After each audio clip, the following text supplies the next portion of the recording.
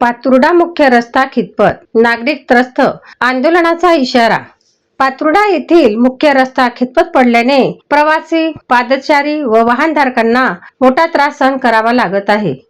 रस्त्याचे काम कासोगतीने सुरू असल्यामुळे नागरिकांमध्ये संताप वाढला असून गुन्हा विभागाकडून चौकशी करण्याची मागणी करण्यात आली आहे। अन्यथा आंदोलन छेडण्याचा इशारा गावकऱ्यांनी प्रशासनाला दिला आहे। खांडवा पंचगव्हाण मार्ग हा जळगाव, खान्देश, अकोला व अमरावती या 3 जिल्ह्यांना बुलढाणा जिल्ह्याशी जोडणारा महत्त्वाचा मार्ग आहे। मात्र या रस्त्याचे काम गेल्या 7 वर्षापासून रखडलेले आहे। पातुर्डा गावातील जिल्हा परिषद हायस्कूल ते आठवडी बाजार या सुमारे 500 मीटर भागातील काम सध्या सुरू असले तरी ते अत्यंत संथ व निकृष्ट दर्जाचे असल्याचा आरोप होत आहे।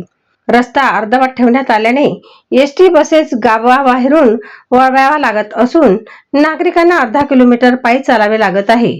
उन्हाळ्यात प्रवाशांना कोणतीही सुविधा नसताना उघड्यावर बसची वाट पाहावी लागत आहे। दरम्यान रस्त्याच्या कामात योग्य पाणी न मारणे व दर्जाहीन काम केल्यामुळे नव्याने टाकलेले कॉन्क्रीटही खचत असल्याची तक्रार आहे। सार्वजनिक बांधकाम विभागाने तातडीने पाहणी करून कंत्राटदारावर कारवाई करावी अशी मागणी होत आहे। कामांचा दर्जा अत्यंत खालावलेला असून गतीही मंद आहे असे शिवकुमार चांडक यांनी सांगितले।